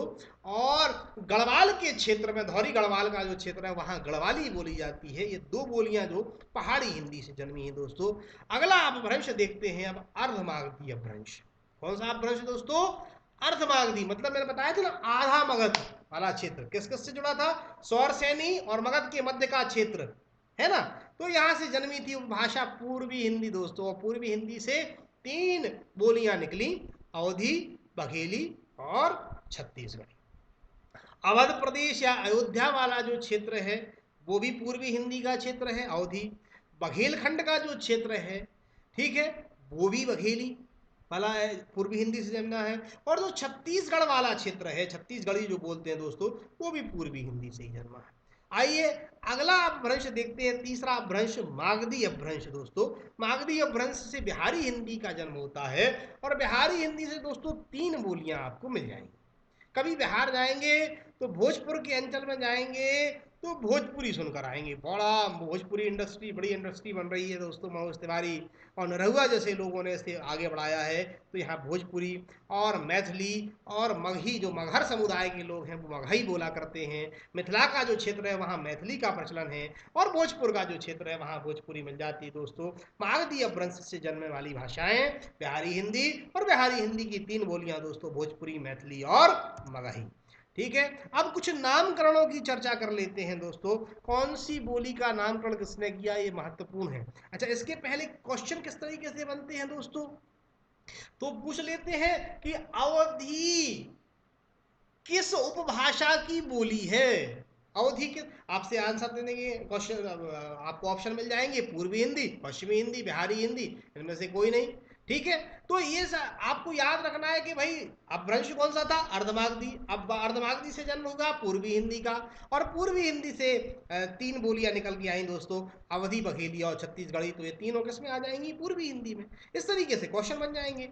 यहाँ से भी क्वेश्चन महत्वपूर्ण हो सकते हैं कि भाई खड़ी बोली या कौरवी का नामकरण किसने किया? राहुल सांकृत्यायन महोदय ने किया है। ठीक है, टेंशन नहीं लेना दोस्तों। ये जितना भी मैं आपको पढ़ा रहा हूँ इसका पीडीएफ आपको मैं मिल जाएगा मेरे टेलीग्राम ग्रुप को आप ज्वाइन करेंगे दोस्तों। और डेफिनेटली आपको यहाँ पूरा जितना मैं आपको यहाँ पर टॉपिक वाइज पढ़ाऊंगा उन सब की पीडीएफ, जहाँ कुछ दिक्कत रहेगी उसको करेक्शन कराकर मैं पीडीएफ डालूंगा। आपको स्मार्ट वर्क कराऊंगा दोस्तों, मेहनत करने की कोई ज़रूरत नहीं, आपको रिटन वर्क नहीं करना पड़ेगा। हम स्मार्ट वर्क में बिलीव करने वाले हैं दोस्तों, और आपकी सफलता स्मार्ट वर्क से दिखाएंगे, ना कि हार्ड वर्क से। अपन को स्मार्ट वर्क करना है, हार्ड वर्क करने से बचना है दोस्तों। तो आपको पेन चलाने की कोई दिक्कत नहीं, आप अपना पूरा दिमाग स्क्रीन पर लगाइए और यही की यही चीज़ें आपको याद करते जाइए। इसलिए मैं बार बार फैक्ट रिवाइव करता हूं दोस्तों कि आपके खुले दिमाग में ये सारी चीज़ें बैठ जाएं। और अगर आपको दिक्कत हो तो पीडीएफ के थ्रू आप उसको क्या कर सकते हैं, पढ़ सकते हैं। और इस पूरे के पूरे सेशन में, पूरे के पूरे रिचुअल्स में अगर आपको कोई दिक्कत हो तो आप मुझसे सीधा जुड़ सकते हैं दोस्तों, और सीधे लाइव क्लासेस में आप मुझसे डाउट क्लियर कर सकते हैं, है ना। और अगर आपको पसंद आता है तो ज़रूर मुझे सब्सक्राइब करें दोस्तों, मेरा सब्सक्रिप्शन लें। और भारत का सबसे बड़ा ऑनलाइन प्लेटफॉर्म के हजारों एजुकेटर्स से आप सीधा जुड़ करके अपनी सफलता को सुनिश्चित करें दोस्तों। आइए अपन बात कर रहे थे हिंदी की प्रमुख बोलियों और उनके नामकरणकर्ताओं की। तो कौरवी या खड़ी बोली राहुल सांकृत्यायन ने इसका नामकरण किया दोस्तों। ब्रजबुली ईश्वर चंद्र गुप्त ने। राजस्थानी महत्वपूर्ण है दोस्तों, गियरसन महोदय ने। बिहारी भी गियरसन महोदय ने ही इसका नामकरण किया बिहारी का। और भोजपुरी रेमंड महोदय ने। और मैथिली कॉल ब्रुक है, यहाँ पर कॉल बुक लिखा गया है दोस्तों। कॉल ब्रुक महोदय ने मैथिली का नामकरण किया दोस्तों, एक बार फिर से सुन लें। कौरवी या खड़ी बोली का नामकरण राहुल सांकृत्यायन ने किया दोस्तों। ब्रजबुली का ईश्वर चंद्र गुप्त ने किया। राजस्थानी और बिहारी का गियरसन ने, और भोजपुरी का रेमंड महोदय ने, और मैथिली का कॉल ब्रिक महोदय ने किया दोस्तों। आप भारत के भाषा परिवार में आपसे पहले चर्चा कर चुका था दोस्तों। भारत में मुख्य रूप से 4 भाषा परिवार काम करते हैं दोस्तों। पहला भारोपीय भाषा परिवार, बड़ा भाषा परिवार है, पूरा उत्तर मध्य भारत इससे घिरा हुआ है दोस्तों। हिंदी इसी भाषा परिवार की भाषा है, भारत का सबसे बड़ा भाषा परिवार भारोपीय भाषा परिवार। दूसरा दोस्तों द्रविड़ भाषा परिवार है, जो दक्षिण भारतीय राज्य हैं दोस्तों, प्रायद्वीपीय भारत है, वहाँ द्रविड़ भाषा परिवार है दोस्तों। तीसरा ऑस्ट्रिक, जो जनजातीय क्षेत्र हैं दोस्तों हमारे, आप पूर्वोत्तर भारत में, पूर्वी भारत में जनजातीय क्षेत्र हैं, वो ऑस्ट्रिक भाषा परिवार से बोलते हैं दोस्तों। और आप उत्तरी क्षेत्र में चले जाइए, आप सिक्किम चले जाइए, है ना, इस वाले क्षेत्र में आपको चीनी तिब्बती भाषा परिवार मिल जाता है। बोलने वालों की दृष्टि से सबसे कम 0.7% चीनी तिब्बती भाषा परिवार हमारे यहाँ काम करता है। हिमाचली क्षेत्र चले जाइए दोस्तों, सिक्किम के क्षेत्र में चले जाइए, यहाँ ये भाषा परिवार आपको दोस्तों मिल जाएगा। आइए आगे बढ़ते हैं। अब अपन कुछ भाषाओं की बात कर लेते हैं दोस्तों। तो जैसे कि मध्यकाल में अवधी का विकास हुआ दोस्तों, ठीक है। अवधी को अपन भाषा ना कह के विभाषा कह दें दोस्तों। अवधी पहले एक बोली थी, और बोली की परिभाषा मैं आपको आगे बता देता हूँ। बोली एक छोटे से क्षेत्र में विचार विनिमय का माध्यम होती है, और इसमें साहित्य का सृजन नहीं होता। परंतु जब किसी बोली में साहित्य का सृजन शुरू हो जाता है दोस्तों, तो वह विभाषा बन जाती है, या बोली का क्षेत्र विकसित हो जाए तो विभाषा। ब्रजभाषा और अवधी भाषा की श्रेणी में ही आती हैं दोस्तों, ठीक है। तो ये भाषा तो नहीं है, ब्रज बोली से कुछ बड़े हैं, भाषा से कुछ छोटे हैं, मध्य में है विभाषा।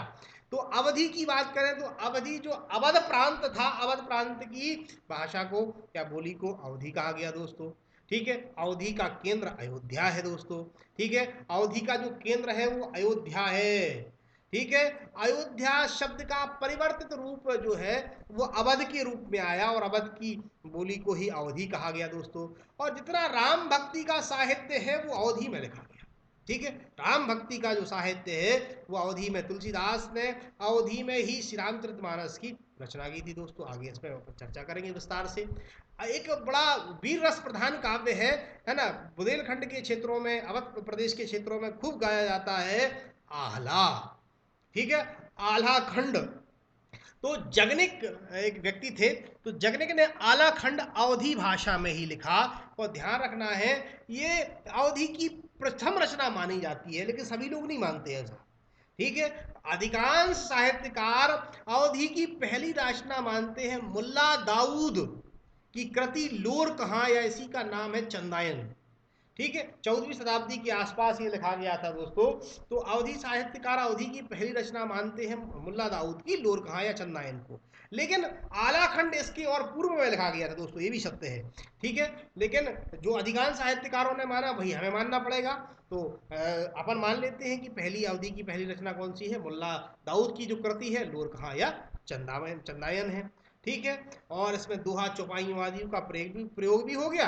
तो वास्तव में ऐसे ही अवधि की अपन प्रथम रचना मान लेते हैं। लेकिन जगनिक का भी आपको याद रखना, एक क्वेश्चन कई बार पूछा गया, आलाखंड किसने लिखा है, आलाखंड की रचना जगनिक ने की है, ठीक है। और मलिक मोहम्मद जायसी ने एक महाकाव्य लिखा, जिस पर एक पिक्चर भी बनाई गई थी दोस्तों, पद्मावत, ठीक है। तो वही पद्मावत, मलिक मोहम्मद जायसी का पद्मावत लिखा गया दोस्तों काफी बाद में, हालांकि ये, ठीक है, 1540 में लिखा गया दोस्तों पद्मावत, मलिक मोहम्मद जायसी ने अवधी भाषा में। और कहा जाता है कि जो 1303 में ये युद्ध हुआ था दोस्तों, है ना, और 1303 में खिलजी और राणा रावल रतन सिंह के मध्य युद्ध हुआ था दोस्तों, ठीक है। मेवाड़ की राजपूती शान और खिलजी के मध्य ये युद्ध बाद में पद्मावत के नाम से जाना जाता है। कुछ विद्वान कहते हैं कि रानी पद्मिनी को पाने के लिए अलाउद्दीन खिलजी ने ये युद्ध लड़ा था दोस्तों। और इतिहास में ये युद्ध इसलिए प्रसिद्ध है कि यहाँ पर ऐसी जनश्रुतियां हैं कि तकरीबन 16,000 राजपूत छत्राणियों ने जौहर कर लिया था, दहकते अंगारों में अपने आप को प्रविष्ट कर लिया था दोस्तों, और अपनी आबरू नहीं जाने दी थी। इसलिए भी युद्ध बड़ा महत्वपूर्ण है। उसको पद्मावत में मलिक मोहम्मद जायसी ने लिखा है दोस्तों। बड़ी उत्तम रचना पद्मावत है, और इस पर कई विद्वानों ने अपनी अपनी कृतियां भी लिखी हैं दोस्तों। मिश्र जी की कुछ पंक्तियां मुझे यहाँ पर याद आती हैं कि जो रानी पद्मिनी और राणा रावल रतन सिंह जो थे, राणा रावल रतन सिंह को छल से कैद कर लिया था खिलजी ने, और खिलजी कैद करने के बाद उन्हें अपने साथ दिल्ली ले जा रहा था। तो जो राणा रावल रतन सिंह के जो बहादुर सेनापति थे गोरा और बादल, वो उनके पास जब रानी पद्मिनी जाती हैं और उनसे कहती हैं कि राणा को छुड़ा कर लाओ, तो 80 वर्ष का जो वृद्ध गोरा था और उसका 18 वर्षीय भतीजा बादल था, तो उन दोनों ने जो बात कही थी वो शायद सबसे बड़ी भीष्म प्रतिज्ञा थी। भीष्म के बाद अगर कोई प्रतिज्ञा ली थी, उन्होंने कहा था तुम जाओ बैठो महलों में देखो समर भवानी, खिलजी देखेगा केसरिया तलवारों का पानी, जब तक धड़ पर यह दुर्जय शीश रहेगा, एक पहर तो मेरा धड़ भी युद्ध करेगा। मतलब इतनी बड़ी प्रतिज्ञा एक 80 वर्षीय वृद्ध ने ली थी कि तुम जाओ बैठो महलों में देखो समर भवानी। ठीक है, महल में जाकर के देखो, भवानी कहा उस जगदम्बा की उपमा से भूषित कर दिया पद्मिनी को, तुम जाओ बैठो महलों में देखो समर भवानी, खिलजी देखेगा केसरिया तलवारों का पानी, और जब तक धड़ पर दुर्जय शीश रहेगा, जब तक धड़ पर शीश रहेगा, एक पहर तो मेरा धड़ भी युद्ध करेगा। अगर शीश कट भी जाएगा तो मेरा धड़ युद्ध करता रहेगा। और राणा वापस आएंगे, और बाद में ऐसा हुआ भी। राणा रावल रतन सिंह को छुड़ा लिया गोरा बादल ने, और कहते हैं छत विक्षत उनका शव हो गया था, लेकिन तब तक लड़ते रहे जब तक राणा सकुशल नहीं लौटे थे। तो उनकी भी एक भीष्म प्रतिज्ञा की यहाँ चर्चा मैंने आपसे की।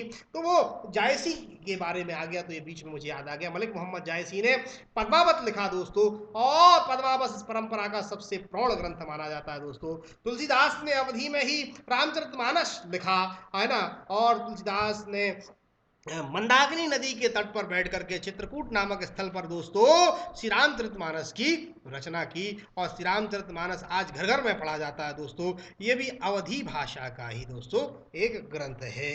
ठीक है, और ध्यान रखना गियरसन महोदय ने अवधी या पूर्वी हिंदी को, ध्यान रखना है जो अवधी है या पूर्वी हिंदी है, मैं पहले आपसे निवेदन कर चुका हूं कि सौरसेनी अपभ्रंश और मागधी अपभ्रंश के बीच की भाषा जो थी अर्धमागधी, तो अर्धमागधी से उत्पन्न माना किसने, डॉक्टर गियरसन महोदय के अनुसार अवधी या पूर्वी हिंदी जो है वो अर्धमागधी अपभ्रंश से जन्मी हुई भाषा। यहाँ तक की चर्चा अपन ने कर ली है दोस्तों।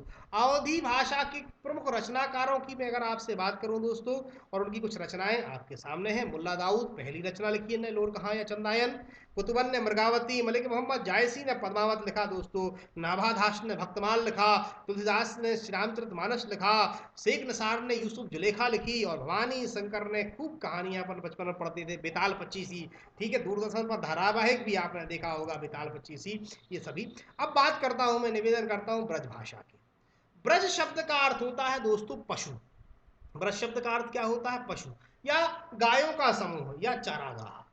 तो जो ब्रज का जो है, ब्रज जो क्षेत्र है, ब्रज क्षेत्र की भाषा ही ब्रज भाषा कहलाई। ब्रज जो मथुरा का आसपास का क्षेत्र है दोस्तों, मथुरा के आसपास का क्षेत्र जो है 84 कोस का जो क्षेत्र है वो ब्रजमंडल कहा जाता है या ब्रज क्षेत्र कहा जाता है। यहाँ की भाषा दोस्तों ब्रज है। और ब्रज के कुछ महत्वपूर्ण साहित्यकार हैं दोस्तों, सूरदास, तुलसीदास ने भी ब्रज भाषा में लिखा, अवधि में भी लिखा तुलसीदास जी ने, और बड़ा शानदार लिखा ब्रज भाषा में भी लिखा। और सूरदास तो अष्टछाप के जहाज, नैनन खंजन, वात्सल रस सम्राट, बचपन से प्रज्ञा चक्षु थे, नेत्रहीन थे, पर क्या शानदार सुंदर विवरण लिखते थे। सूरदास को कभी पढ़ लीजिए, आपकी आत्मा आह्लादित हो उठेगी तुलसीदास को पढ़ने के बाद। एक नेत्रहीन व्यक्ति इतना अच्छा कैसे लिख सकता है, आपको आश्चर्य होगा। कि शोभित कर नवनीत लिए, शोभित कर मतलब हाथ, हाथ में नवनीत अर्थात माखन लिए हैं, शोभित कर नवनीत लिए, घुटरूनी चलत रेणु तन मंडित मुख दधिलेप किए। इस पंक्ति का अर्थ है दोस्तों कि भगवान श्री कृष्ण के विषय में सूरदास लिखते हैं कि हाथ में माखन है शोभित कर और घुटनों के बल श्री कृष्ण चल रहे हैं और पूरे शरीर पर धूल सनाए हुए हैं। एक एक वात्सल्य की चरम सीमा को प्राप्त कर लिया था सूरदास ने, इसलिए इनको वात्सल्य रस का सम्राट भी कहा जाता है। रहीम, रसखान, क्या बात है। रसखान यवन थे, मुस्लिम वेश के बाद भी भगवान श्री कृष्ण के प्रति अनन्य भक्ति थी कहते हैं साहब। और रसखान का साहित्य भी क्या लिखा है। या लकुटी अरु कामरिया पर राज तिहु पुर को तजी डारो, आठों सिद्धि नवोनिधि को रस, नंद की गाय चराए विसारो। इतना अद्भुत लिखा रसखान ने, ठीक है। या लकुटी और कामरिया पर भगवान की वो लाठी और भगवान श्री कृष्ण की लाठी और जो कामरिया वो उड़ा करते थे दोस्तों, उस पर तीनों लोगों का राज्य निभाने के लिए तैयार हुए थे रसखान बिहारी। इन्होंने शानदार सत्सई लिखा। और रत्नाकर आदि ब्रजभाषा की कुछ प्रमुख कवि हैं। रहीम ने भी अनुपम लिखा। कहो रहीम उत्तम प्रकृति का कर सकत कुसंग, और चंदन बस व्यापत नहीं लिपटे रहत भुजंग। अद्भुत रहीम और अद्भुत सूरदास, अद्भुत तुलसीदास, सभी का समावेश ब्रजभाषा में होता है दोस्तों। यहाँ एक महत्वपूर्ण प्रश्न मैं देने जा रहा हूँ। सबसे पुराना ब्रज साहित्य या ब्रज का सबसे पुराना ग्रंथ था प्रद्युम्न चरित, जो सुधीर अग्रवाल ने 1354 में लिखा था दोस्तों। बड़ा पुराना ग्रंथ है सुधीर अग्रवाल। प्रद्युम्न चरित आपको याद हो गया है। अवधि का पहला ग्रंथ भी आपको याद हो गया था। अवधि का प्रथम ग्रंथ कौन सा था? मुल्ला दाऊद का लोर कहाँ या चंदायन। और यहाँ आपको ब्रज का भी याद हो गया दोस्तों, प्रद्युम्न चरित, है ना। आगे बढ़ते हैं, ब्रज की प्रमुख रचनाओं की बात करते हैं। सुधीर अग्रवाल आपने प्रथम चरित लिखा, मलूक दास ने ब्रजलीला लिखी, कृष्ण चरित लिखा, सूरदास ने दोहे लिखे, रसखान ने प्रेम वाटिका लिखा, अष्टयाम लिखा, बिहारी ने सत्सई लिखा। अद्भुत, ठीक है। और मैंने आपसे पहले कहा कि पुष्टि मार्ग के जहाज, है ना, सूरदास को कहा जाता है। और अद्भुत कृष्ण लीला का गान सूरदास जी ने किया था। आपको नैनन खंजन भी कहा जाता है, भावादिपति भी कहा जाता है सूरदास जी को, और वात्सल रस का सम्राट भी कहा जाता है दोस्तों। और केशव दास की भाषा भी ब्रजभाषा है। और इस पे क्वेश्चन पूछा गया था, महत्वपूर्ण प्रश्न है ये, कि केशव दास का प्रिय अलंकार कौन सा है? श्लेष अलंकार है। और केशव दास थोड़ा सा कठिन लिखते थे, तो उन्होंने श्लेष अलंकार को अपना प्रमुख अलंकार माना है। आइए आगे चलते हैं।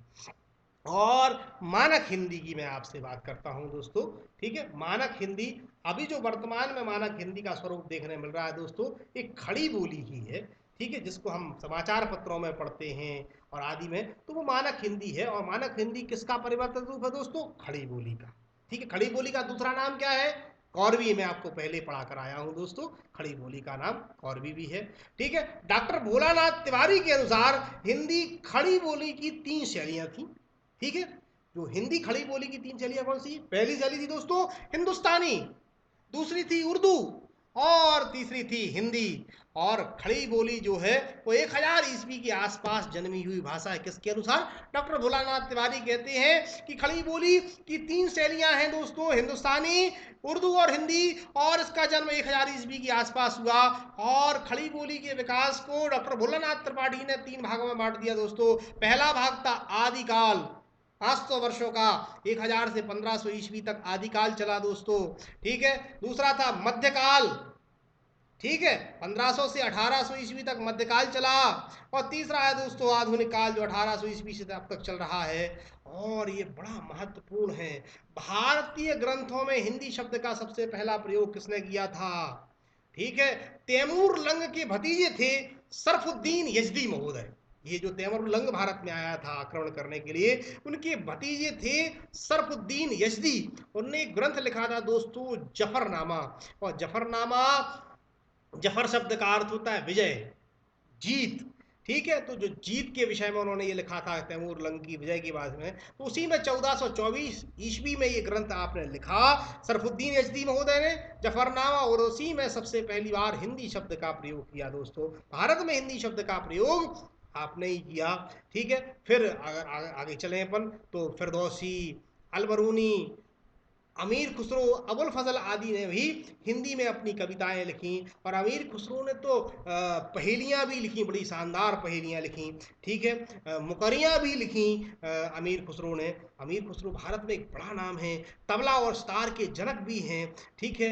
और ध्यान रखना है, भारत में बड़ा काम किया अमीर खुसरो ने, पहेलियाँ लिखी, एक थाल मोती से भरा, सबके सर पर ओंधा धरा, चारों ओर वह थाली फिरे, मोती उससे एक ना गिरे। ये पहेलियाँ किसकी थी? अमीर खुसरो की। कितना शानदार, पूरे के पूरे अंतरिक्ष को बता दिया उन्हें, एक थाल मोती से भरा, है ना। तारों के विषय में चर्चा कर रहे थे वो, सबके सर पर ओंधा धरा, चारों ओर गतिशील है ये, चारों ओर वह थाली फिरे, मोती उससे एक ना गिरे। ये कौन थे? अमीर खुसरो साहब थे। बड़ी शानदार पहेलियां आपने लिखी। अब मैं आपसे उर्दू के विषय में चर्चा करता हूं। तो उर्दू किस भाषा का शब्द है? ये भी बड़ा महत्वपूर्ण है, क्वेश्चन पूछा जा सकता है दोस्तों। उर्दू तुर्की भाषा का शब्द है, ठीक है। तो बाबर भारत आया, छगदाई तुर्क था वो, और तुर्की की भाषा ही तुर्की कहलाती है दोस्तों। तो जो उर्दू है वो तुर्की भाषा का शब्द है, और इसका अर्थ होता है शाही शिविर या खेमा। मतलब लड़ाई करने जाते थे तो लाव लश्कर लेकर जाते थे, जो शाही शिविर लगाया जाता था उसको उर्दू कहा जाता था, ठीक है। डॉक्टर भोलानाथ तिवारी ने कहा है कि उर्दू शब्द तुर्की का नहीं है, और ना ही इसका अर्थ खेमा होता है, इन्हें खंडन किया है। लेकिन दोस्तों, है ना, कुछ लोग उर्दू का आरंभ अमीर खुसरो से भी मानते हैं दोस्तों, ठीक है, कि अमीर खुसरो ने भारत में उर्दू का जन्म किया। लेकिन दूसरी ओर कुछ लोग ऐसा मानते हैं कि बली साहब जो थे वो दक्कनी के अंतिम कवि थे, और उनको ही उर्दू का प्रथम कवि माना जाता है। तो यहाँ टेंशन लेने वाली बात नहीं है। अधिक लोगों ने बली को माना है तो हम बली ही लगाएंगे, अमीर खुसरो को कम लोग मानते हैं। तो अगर ध्यान रखने वाली बात है, कभी क्वेश्चन पूछा जाए उर्दू का प्रथम कवि किसे माना जाता है, तो आपको आंसर बली लगाना है। पर वास्तविकता ये है कि अमीर खुसरो ने उर्दू के लिए बड़ा काम किया था दोस्तों। आइए आगे चलते हैं और अगली स्लाइड देखते हैं दोस्तों। और ध्यान रखना है दोस्तों कि हिंदी सौरसैनी तथा अर्धमागधी तथा मागधी अपभ्रंश से हिंदी भाषा का विकास कालक्रम मैंने आपको बताया था दोस्तों। हिंदी भाषा का विकास का जो कालक्रम है वो कुछ इस प्रकार है। संस्कृत भाषा 1500 ईसा पूर्व से चलती है, कहाँ से कहाँ तक? 500 ईसा पूर्व तक, ठीक है। दो भागों में बांटी गई है, वैदिक संस्कृत और लौकिक संस्कृत। फिर पाली आ जाती है दोस्तों, 500 ईसा पूर्व से पहली सदी तक पाली, उसके बाद पहली सदी से 500 ईस्वी तक प्राकृत, और 500 से 1000 ईस्वी तक दोस्तों अपभ्रंश का काल है, और 1000 ईस्वी से जो खड़ी बोली या हिंदी आ गई है वो अब तक चलती जा रही है दोस्तों। और अब बात कर लेता हूं, मैं कुछ बोलियों की बात करता हूं आपसे। बोली क्या होता है, मैं पहले भी आपको परिभाषा बता चुका हूं। बोली, बोली एक छोटे से क्षेत्र में बोली जाने वाली भाषा है।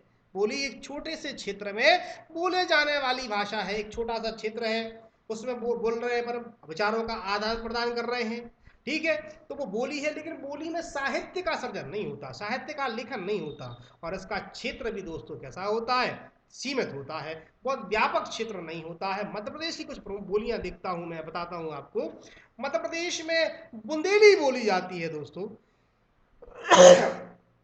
बुंदेला राजपूतों का प्रदेश बुंदेलखंड था, इसलिए उसका नाम बुंदेलाओं के नाम पर बुंदेली पड़ गया दोस्तों, ठीक है।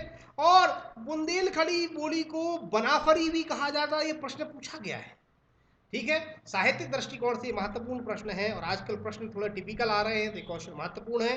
बनाफरी किसे कहा जाता है, या बनाफरी किसका एक अन्य नाम है? तो बुंदेली को बनाफरी भी कहा जाता है।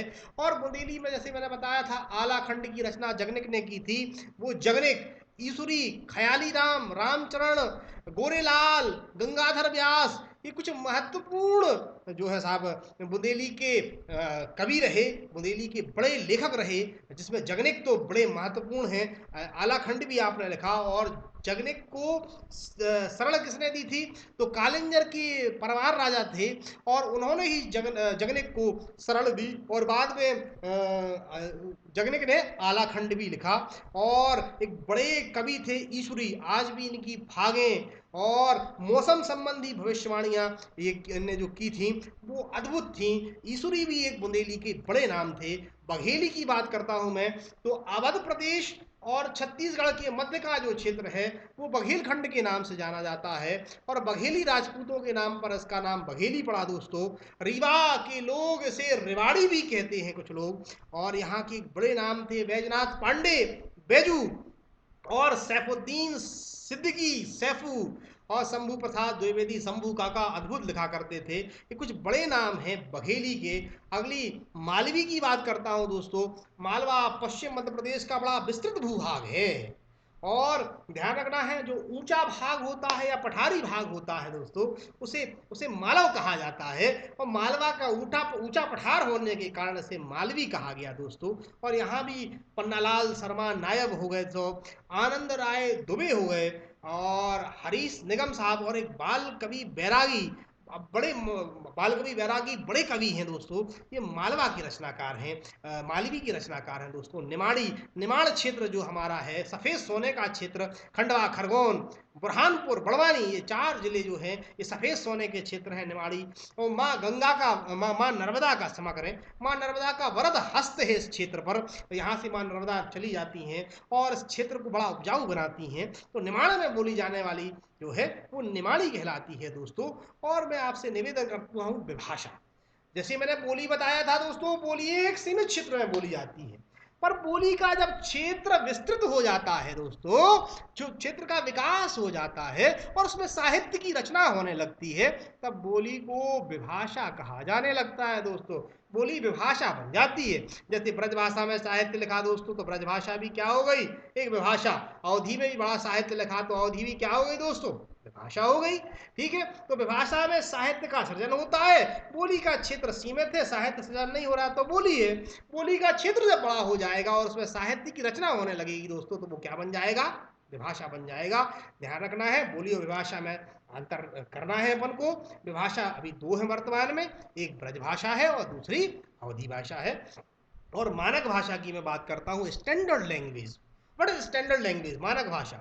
ठीक है, मानक भाषा क्या होती है दोस्तों, जो व्याकरण सम्मत होती है, परिनिष्ठित होती है, जिसमें जिसमें ध्यान रखना है, जो समाचार पत्र छपते हैं, प्रशासनिक शब्दावली छपती है, कानून की विशिष्ट शब्दावली होती हैं, पारिभाषिक शब्दावली होती हैं, वो सब मानक भाषा की होती है। ठीक है, मतलब स्टैंडर्ड। ठीक है, हर किसी भी एक भाषा का परिष्कृत रूप मानक भाषा कहलाता है दोस्तों। पत्राचार करिए, साहित्य रचना करिए, है ना, औपचारिक बोलचाल करिए, समाचार पत्र, है ना, हिंदी समाचार पत्रों की भाषा मानक भाषा होती है दोस्तों। तो ये स्टैंडर्ड लैंग्वेज भी अपन ने पढ़ ली है। और यहाँ पर मैं अपना पाठ समाप्त करता हूँ दोस्तों। आप सबसे निवेदन करता हूँ, अनअकैडमी को लाइक करें, शेयर करें, सब्सक्राइब करें। और बहुत अच्छा आप पढ़ना चाहते हैं, अपनी तैयारी को गतिशील रखना चाहते हैं दोस्तों, तो अनअकैडमी को का सब्सक्रिप्शन जरूर लें, बड़ा सस्ता सब्सक्रिप्शन है। और साथ ही आप डिस्काउंट लेना चाहते हैं दोस्तों, तो 10% का डिस्काउंट भी आपको एक रेफरल कोड के थ्रू मिल जाएगा। AUP10 लिखिए और 10% का डिस्काउंट लीजिए। आप 1 साल या 2 साल का सब्सक्रिप्शन ले सकते हैं, क्योंकि 2 साल का सब्सक्रिप्शन बहुत कम पड़ता है। 315 रुपये मासिक कोई बहुत बड़ी राशि नहीं होती दोस्तों। साथ ही आपको कहीं भागने दौड़ने की आवश्यकता नहीं है, घर बैठे ही आप भारत के टॉप मोस्ट एजुकेटर से जुड़ करके अपनी तैयारी को गतिशील रख सकते हैं। आशा है आप सभी सकुशल होंगे, आप सबको ये पाठ पसंद आया होगा। जहां कमी लगे आप जरूर बताइए, और जहां अच्छाई लगे तो इसे लाइक शेयर जरूर करिए। मैं अपने आप को इम्प्रूव करने यहाँ बैठा हूँ, और आपकी तैयारी को बखूबी कराने के लिए। आपको कोई यहाँ डाउट होता है तो आप मुझसे सीधा संपर्क करिए, सीधा जुड़िए, और सब्सक्रिप्शन जरूर लीजिए। और आपकी कंप्लीट तैयारी कराने के लिए ये सब्सक्रिप्शन आपको लेना आवश्यक होगा। It's all my part. Thank you, bye bye.